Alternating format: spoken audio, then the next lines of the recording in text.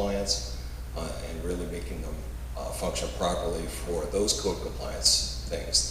The bells and whistles are not on this list. These are really things that are just to bring them up to an appropriate standard of use and an appropriate level of safety. There's a lot of text there. I'm not going to bore you all with reading it, although I'm sure it will all be posted on the town website. We also have it on the poster over to my left, so it will be easier to read there. We've got one for the elementary school and, of course, one for the high school. So, with that, I'm going to turn things over to Russ briefly. So,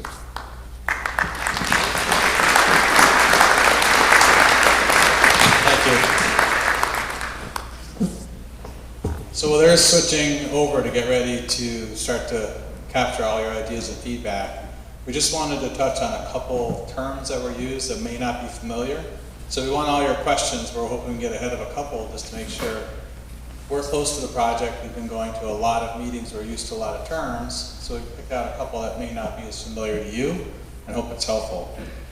So several times the reference has been to bubble classrooms.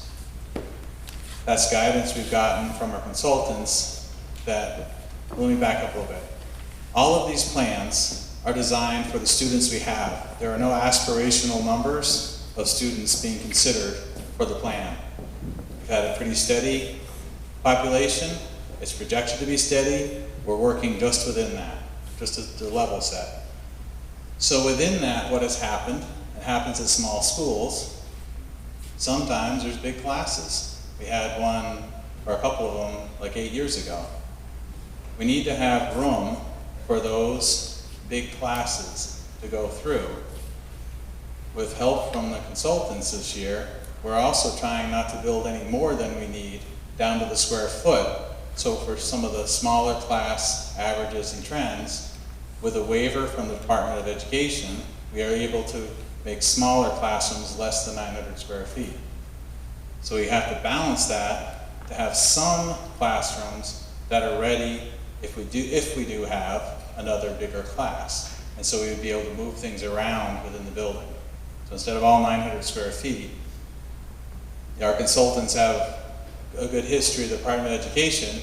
There's room to right size, but then still have some flexibility. So when we say bubble classroom, that's what that reference is for. The education plan or program, we just want to make sure everybody understands that that was an extensive review of all of what Sunapee offers, what the programs are, and determining exactly what square footage is needed for each of those programs. That's what drives this entire process. That's what drives the size and shape of your ideas that are reflected with these concepts. And that's on the website. We have a website stacked with information, www.sau85.org. The education plan is on there. There's a summary page if you like a summary page. There's multiple Excel spreadsheet pages if that's how you learn and like to engage. So we're trying to hit both audiences. All of these plans are already on that site. Frequently asked questions, those kinds of things. Fields. Watching the audience, there are a couple deep sighs when seeing that a couple of the options are sitting on the one big playing field that we have. Just want to reiterate what Andy had said. There's a fields committee figuring out what those other options are. You'll know a lot more in the end of October when we get back together. We just don't know yet. So we just wanted to acknowledge that two of the plans on the field, what that would look like for other locations or this one. We'll give you all of that as soon as that's done, but that's in process. Think of anything you wanted to add beyond that? I just want to make sure that everybody realizes that one of the options in the October meeting for pricing is going to be this one. We want to make sure that we look at every option, and this is just an option to get our kids safe, and so we just want to make sure that everybody's clear that this is one of the pricing options. And that's all. The most of what we've had and what we have. So a lot more to come for you, but now it's your time. So we're hoping you feel informed enough and are revved up with questions. We want to do just sort of how does this work? So we got microphones on each side. We want you to come to the mic, introduce yourself, Would like to have people stick within 2 minutes, please, so that we can hear from as many voices as possible. And if you want to go more than once, we welcome and encourage it, but let's let everybody go through once. This is a team sport. Democracy is a team sport. Let's work together on this, because we want to hear from as many voices as possible. But if you have more to say, or you think of something else, you have a new idea, come back up, and that's what we're here for until you've shared everything that you have to guide us for next steps. That's what we've got. You want to take it from here? All right, we want to know what you like, what you don't like, your thoughts and comments, so don't be shy. It's going to be a fast night. Somebody's got to break the ice and then it'll go.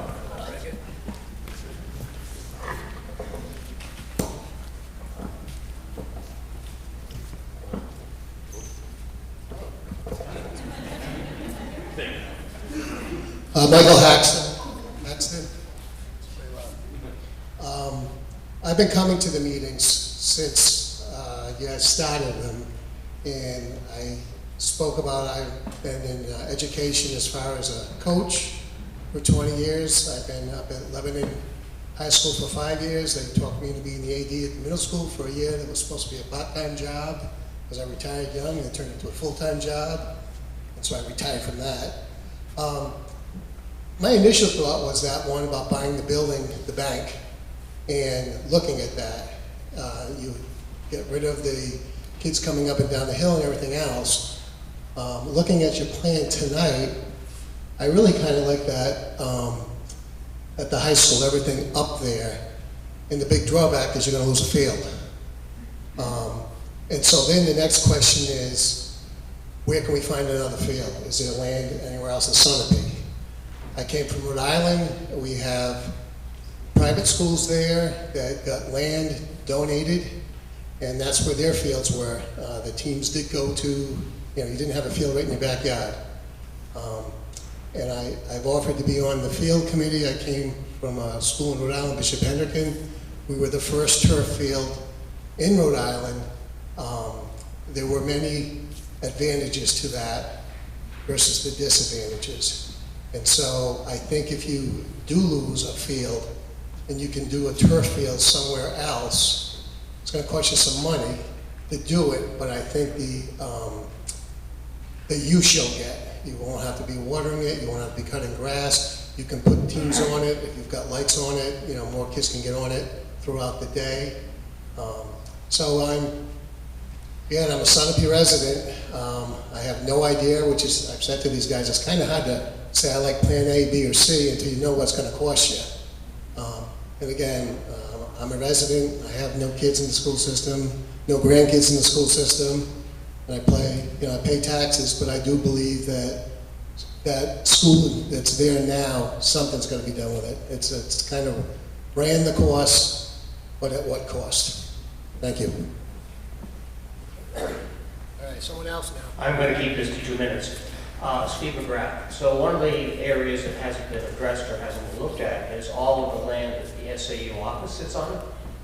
Perhaps someone can tell us a little bit more about how much land that is and how it might tie into this campus plan or a campus plan to have off-campus parking that the teachers and students might have to walk a couple hundred yards to get to.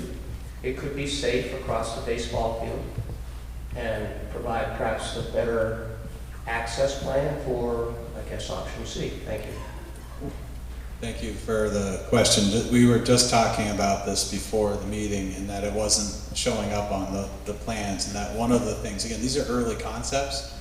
So one of the ideas that came out after this was finished was, is there potential to have parking on the SAU land and then a trail through to take some of the pressure off? So Steve, you're spot on with that suggestion. That'll be captured, but we were just talking about that before we came in.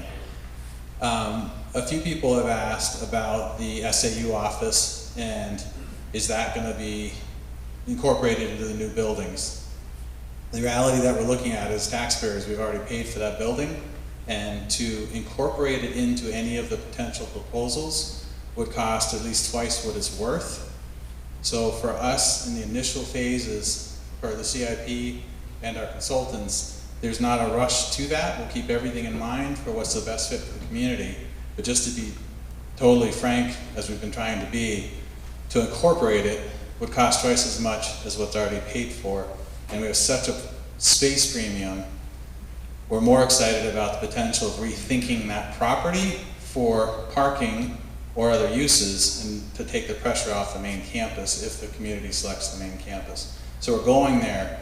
So I think it's a great early question or statement that not everything made these drawings. That's why we're here tonight.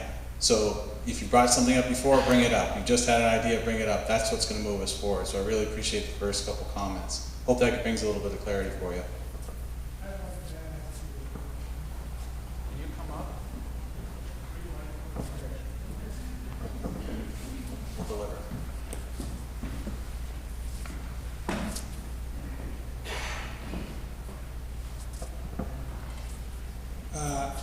I think both option B and C are good options. And I'm having a hard time understanding how all this work went into option B without someone at least going into the bank and discussing whether that property is in fact for sale. And that's one of my questions. I like option C. I think option A is something that's basically based on sentimentality and not practicality. But I'd like to hear a little more about people not talking to the bank, but doing all this work and figuring on it. Thank you very much. We're off to a very good roll. This is a good sign with the first three voices. So you, if I can, you're welcome to chime in, but the discussion that we've had up to this point is a bit of a chicken or the egg. Which comes first? These are strictly concepts. We're going to hopefully know by the end of our time together what couple are trending.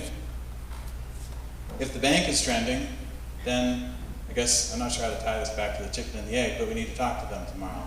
But you come with concepts without paying a specialist to do all of this pricing. We come with the concepts, the community say, I love that, I don't like that.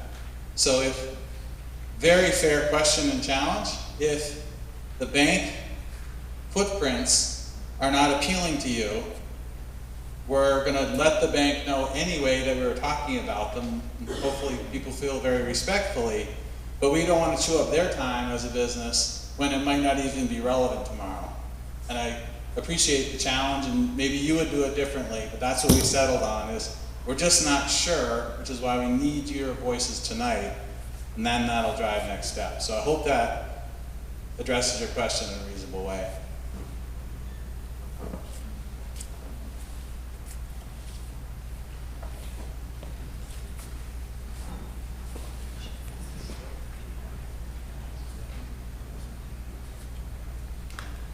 Hi, Doug Gamsby, number 54 North Road, second house past the high school. I hadn't seen this option C yet. Not really sure what to think about it, but I do have a couple concerns. From what I understand, the entire baseball fields, when they were built on fill, and there's probably a lot of wetlands underneath that. So I'm not sure of it would have to be researched to find the structural integrity back there. Another concern is along the brook, that is all floodplain, so that would have to be built up. And the portion by the middle school, I'm not sure, the addition to the middle school, that may be in floodplains already.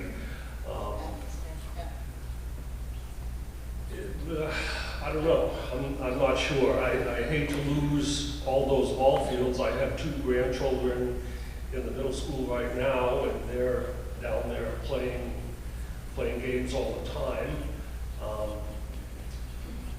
I also wonder if we went with this option, not only what would happen to the SAU building, but what would happen to the gymnasium on Route 11? Would that still be used, or would that be sold off? My other thoughts are with option B. I don't think that would fly at all. I think just the fact that it's right along Route 11, I think that speaks to a safety issue for children. With cars and trucks going by all the time, it's a safety issue. It's an attention issue for trucks going by, kids looking out the windows, not that I ever did that. But I also think I would like to keep the existing building that was there, and I would like to see some sort of way that maybe the SAU could move up there, or that could be used for something. You know, I hate to get rid of that building. It's a very nice centerpiece for the town, and I would like it to stay. Maybe just, I was going to say library, but we won't go there.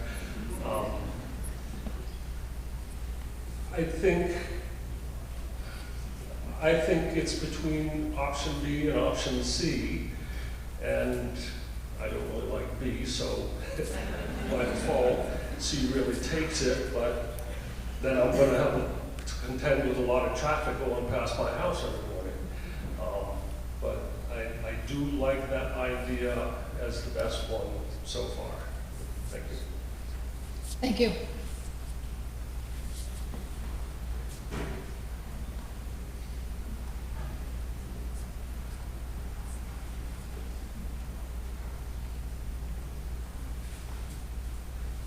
Hi, I'm Katie Hurd. I'm a resident. I graduated from Sunapee High School, but I've never been to the elementary school until my daughter started pre-K this year. And I had a couple questions. It sounds like everybody's really talking about option C, and I'm a big fan so far. I think that Belt Middle School has seen its day. I think it's been a very useful building for a long time, but I think it's time that we're able to kind of be thankful and say goodbye to it. I think it's great having all of the schools on one campus. I do have a couple of questions in general. Do the properties for the high school area and the elementary school area, do they abut? Are they connected? They are. Would it be possible, they're not? Yes, they. Yes.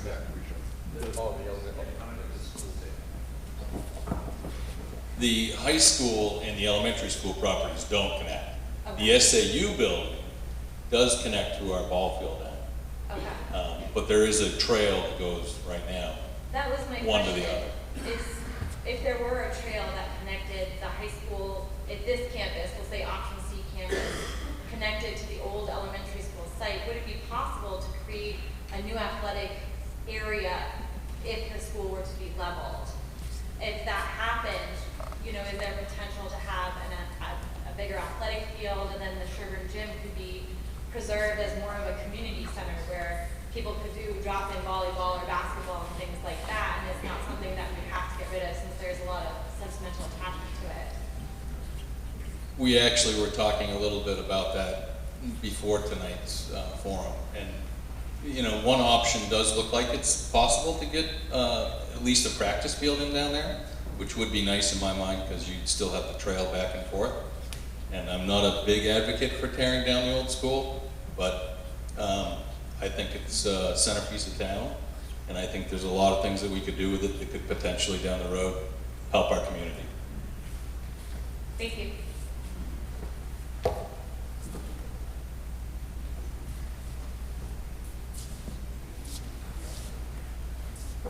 Sure.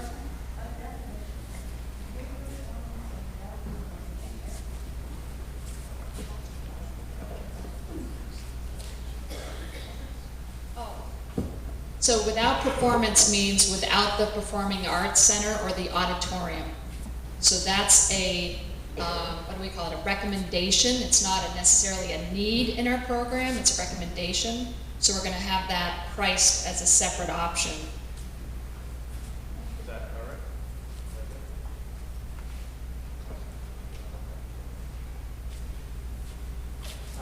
Ted Bailey, I live on Lower Main Street. But one of the questions I had was, we had a drawing for a school behind the SAU office on that strip you were just talking about. And I don't remember why that school didn't, I know we voted that, but I think it was about money. But now that we're looking at this, did you ever look at that plan? We spent money making that plan all up, and it was adequate. We looked at all the old plans, and that one came with some great concerns with the rise in height and the ledge to realistically be able to do the road and then the construction and the sub-construction needed for the building. So it's great you brought it up. We're also very thankful to you for letting the trail go across your land, so thank you for being one of. But we went through everything, because when we started, I've been on for 2 years with the CIP, Andy's first year. We had 25 years of ideas to go through, and that was one of the ones we went to pretty early on. But the concerns about both the road, the elevation and the ledge didn't look like that was necessarily going to be feasible. But we did go back and look at it and read all the documentation. We have an unbelievable amount of documentation about different ideas here. It just seemed like that probably are deterrents, but I think I'd rather have those deterrents than that, and then having a fella field, or trying to build into the bank and at the other school. The ledge can't be that bad, and the elevation is not any different than the elementary school, better. That's all right. If you looked at it, Well, it was drawn up and was set to go, and we voted on it. I don't remember why it didn't go. what we can do is have our consultants take a fresh look. We looked at it to try to bring things forward. We shared all of that, but this is what tonight is about. Because you came up to the mic, we're gonna ask them to take another look and make sure they have those documents, and maybe they can look at it differently. That's the whole point of this exchange, so thanks for saying that, 'cause not all of us were in town when that process went through. So we'll have them look at it, and then we can see from there. Thank you, sir. So April Royce, while we have Ed nearby though, my question is actually related to him. Because his property is between the two, have we considered asking him to purchase the land? And can we build a field or something in that space? I assume we haven't asked him because he didn't mention.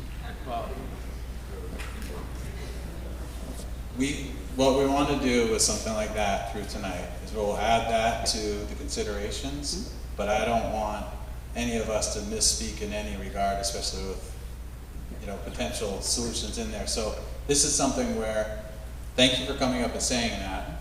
They're gonna capture it, and they're gonna have a whole different perspective on that, and we, with superintendent's help, and others with the history, can come back to that, but I don't want anyone Right, we don't want to put him on the spot right now. putting him or you on the spot. But again, that's why this process, with some patience, gets communities to something that people can feel good about, is people know things that we might not have seen or been as familiar with, and certainly our consultants hadn't had a chance to look at. So that's why this is gold, what we're capturing up here, so thank you for voicing that. Exactly, and it's my understanding that he's the only one in between the two, so maybe it makes the elementary property where the field is now more usable if we can pull in, so.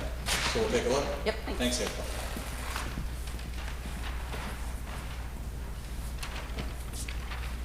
My name is Kevin Cooney, I live in Sunapee Heights. One of the encouraging things I heard tonight was that when we come back in October, we're going to have an estimate of the cost of fixing everything if we didn't do anything. So if the project doesn't go forward, what's the liability, the cost liability the community remains with? And that's something I brought up a couple of meetings ago, and I'm assuming that's going to be available in October. Is that correct? Yes. Thank you. The other thing is, two encouraging words I heard tonight were, one was on option C, which was, the term was used, if we did this, we'd have a 21st century school. No, we're in the 21st century, you know? The other thing is, if we just did, I shouldn't say it that way, if we did option A, would we have a 20th century school? Or would we have a 21st century school? Because I'm looking to the future. I'm looking for a building that will help us for the next 30, 40, 50 years. Do you have any thoughts on that? Yeah, with option A, you don't have, the building is an old high school, so it feels old. We can renovate it, yes. We can add insulation, yes. Right. But the proportion of the spaces, the size of the classrooms are too small for smaller children. It's really not suitable for the smaller children. So it wouldn't be a 21st century school? In our opinion, no.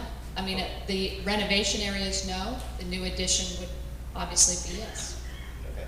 Well, I mean, those are the two things that I'm weighing, and, you know, I don't know what we do with the building. I hope we don't get into buying banks. But those are the two things. I come out for my grandchildren are nearby and gone, so I'm for a 21st century school as a taxpayer, and if it's an A or C, I'm fine with it. Thank you. Thank you.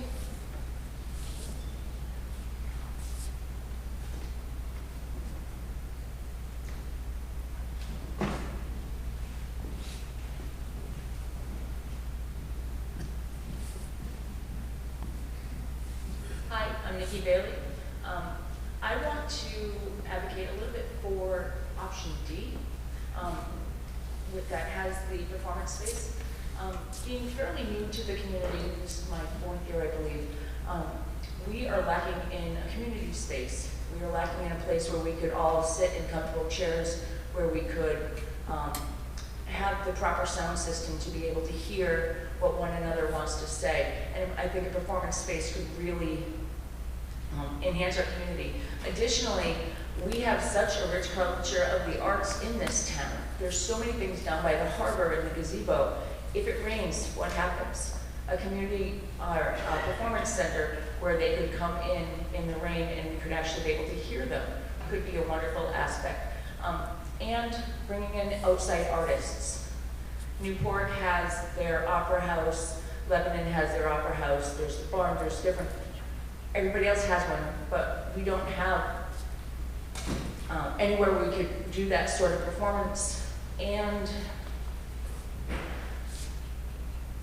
if it's built to code and it's built in the 21st century, we will have a leg up on all the surrounding towns with some sort of performance space. Yes, our kids need a place to perform, and I'm biased in that regard, but I think it's much greater than that, that this community really needs a place where we can come together.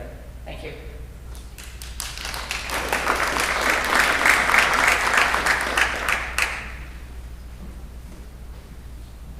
Hi, my name is Allie Bartak. I'm new to the area as well, and I was coming today. I have 3 very young boys. One's in 1st grade, and the other 2 will be coming in the next few years, so we will be hopefully enjoying this for many years to come.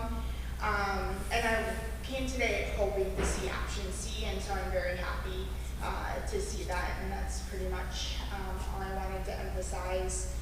Is that I'm glad to see that we are thinking outside the box and not just looking at the existing space. And I do see that there will probably be challenges in buying property, not especially being a bank or other private property, commercial property, excuse me. So I'm happy that that's there, and thank you. Thank you.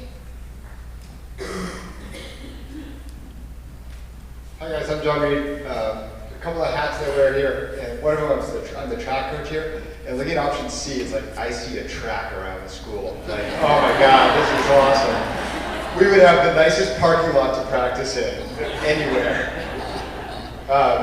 Putting another hat on as a community member and parent of 2 kids in the school, I do like the option of the new school, not renovating, but building a new elementary school up here. So thank you for all your work, Andy, Jesse, volunteers. I really appreciate all you guys are doing. I know the rest of you get paid. So.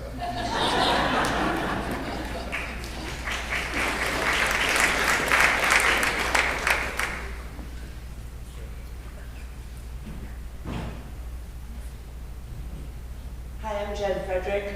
I like option C. The more I think about it, the more I think that our high school and middle schoolers will have the opportunity to volunteer at the elementary school without having to drive over there. They can just walk across and read to them or hang out with them or math with them. Our kids have always been role models up through middle high school, and so it would be a great way for our bigs to get to the littles in a good way.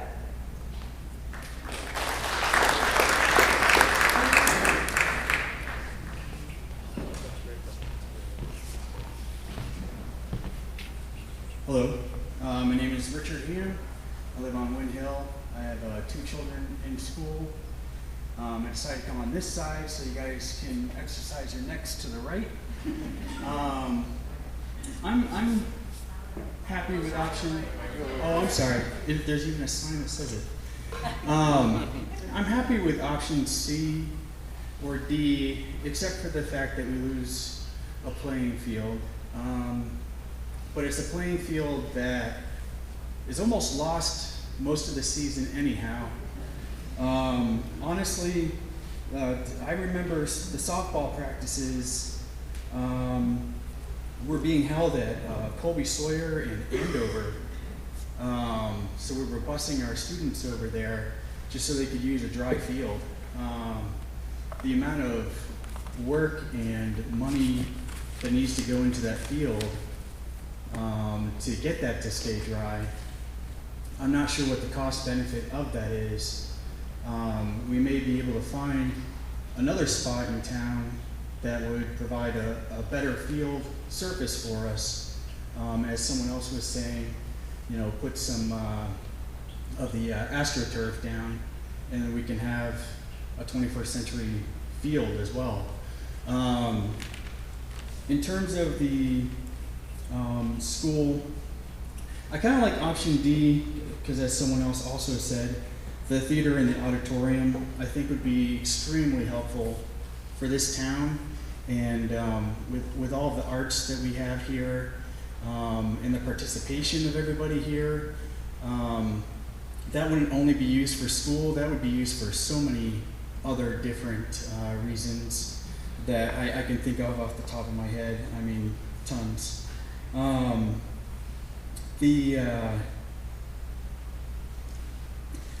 The only option would, or the problem with that, as you said, would be taking away the parking. But as some of you have discussed also, the SAU may provide more parking. But also I had a question as to possibly connecting the parking lot on the right with the rear parking lot. I realize that that's probably some protected wetland back there, but I imagine we could probably get some kind of a variance to put a small 30-foot one-way road that would help to prevent high schoolers at the end of school racing around the elementary school and possibly taking out a whole bunch of kindergartners. So giving them that option to connect those two, right there, may be an option in terms of saving some of those parking spaces and also keeping traffic away from the elementary school. And one last thing, I'm not sure about option A in terms of what our future holds for that as well. We're already saying that fixing it up and putting an addition on it is just barely getting us somewhere, but we'll still be behind with the old school. We'll be stuck in where we are pretty much right now, and then we'll have the new portion, which is newer, but where can we go from there when we need to upgrade again? Just some of my ideas. Thank you. Thank you, great thoughts.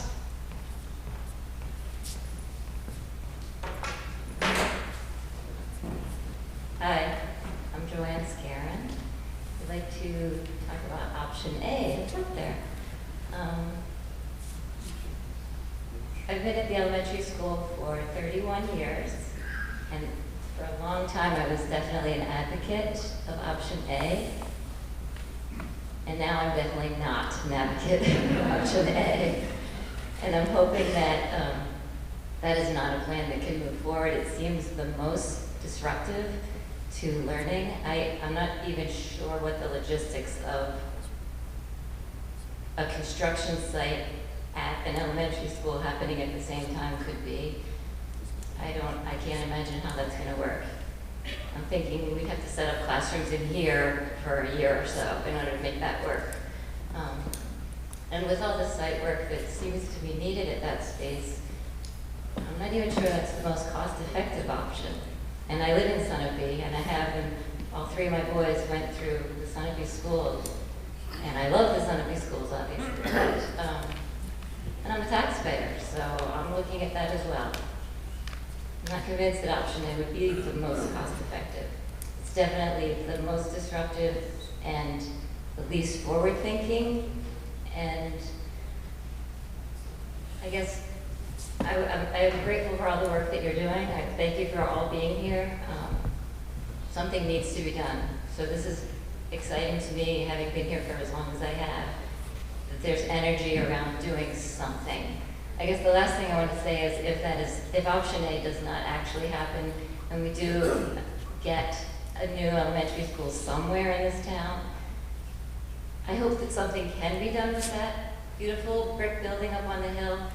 We do need a community center, and maybe it's a space for that as well. So hopefully we have people in here who have some ideas of what could we do with that building if it's no longer an elementary school. Thank you. Joe Moraldo. It seems from the people that are getting up to speak, we're moving towards C, D, or E. A isn't feasible at all because it won't even meet the OE compliance. Small classroom size, we're just outdated. Again, we're in the 20th century. B, I don't think it's going to work. I don't see it feasibility-wise. And from the people that are speaking, C or D is the way I think we ought to go. And I'd like to see us eliminate A and B right now, and let's move on to C, D, or E.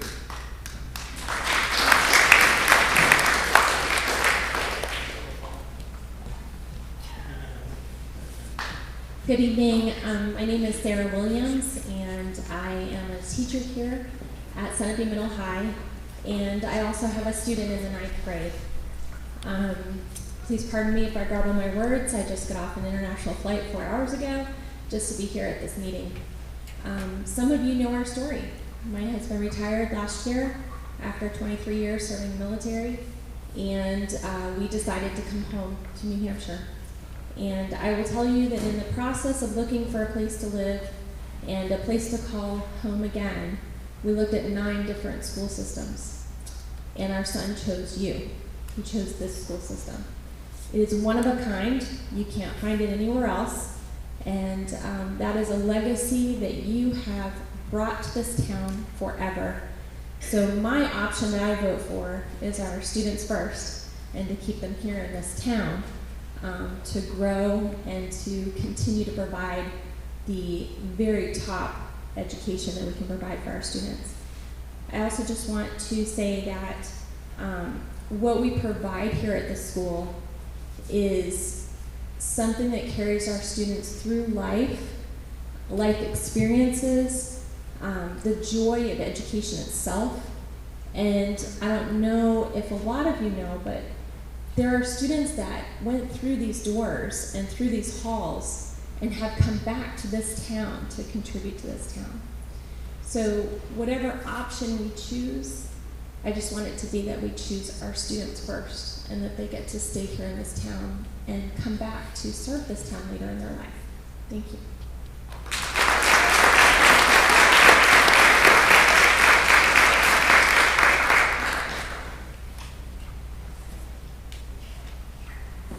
Ted Gallup, 54 Sergeant Road. I have to say that I do like option C. I think it does have some issues, or D, one of the two.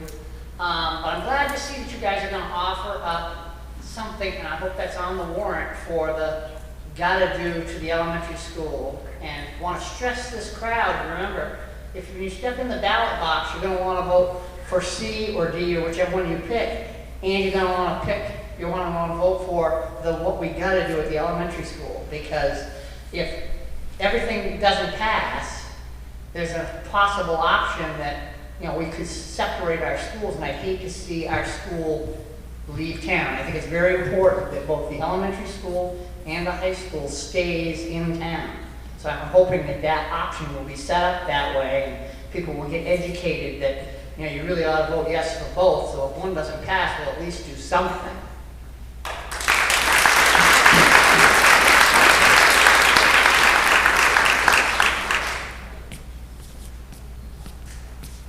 I'll try this mic. It sounds like everybody's looking at C or D. I think for the history of this town, again, I haven't been here that long, that elementary school has done its job. I think it's tired, but I also think it's got serious potential for maybe senior housing or condos or something up there, that it still could be part of the town. When we first moved up here, the library, the big clock up there, we're spending money on that because it was here for all these years. And as someone new, a transplant, said, I always thought the public safety was like the big clock of the town, and that's what you came into Sunapee and saw, in case you didn't go up there. So I'll make two comments. Next to the SAU building, there's a house for sale. And there's another one next to it. If you have the potential to buy both those houses, it's going to cost you a lot less than buying a bank. And that probably could get you a sports practice field in there. So I would seriously, we know one's for sale. Money talks. It's going to be a lot less than buy a bank building, and it looks like down there, I agree. I had told Jesse originally, I thought that was the best plan, put it right next to the gymnasium there, everything would come into play, but looking at it now, I do think C or D, so performance arts and stuff, are the best, and it's just going to come down to cost. That's what it's going to come down to. Thank you.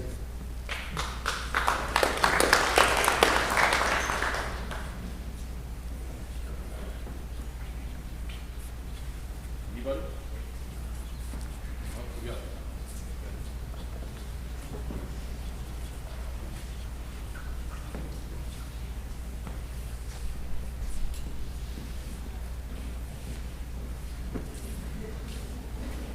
Hi, I'm Patricia Halpin. I live at 39 North Road, directly across from the soccer field. And when I look at option C, all I can think of is 2006, when there were several feet of standing water on that field for a week.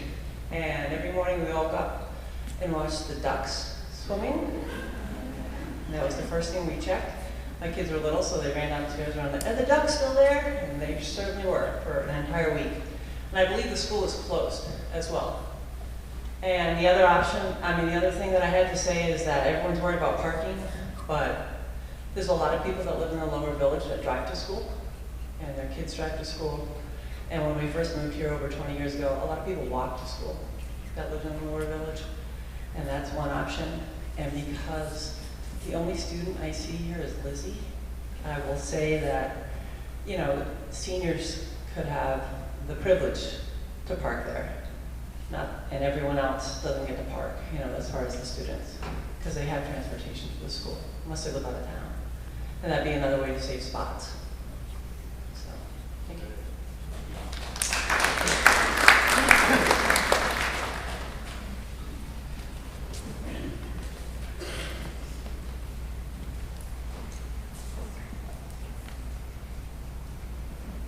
John Augustine.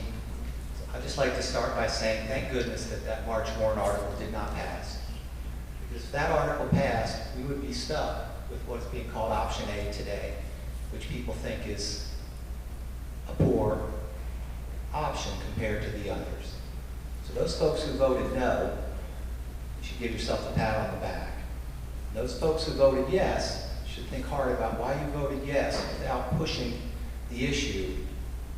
And the folks who voted yes, and were really nasty to the people who voted no, you should think about that as well. Because if that article had not failed, we would not be here today talking about these options. And it feels like option A is substandard to the others. separate point. I would just caution against groupthink on anything. So if we leave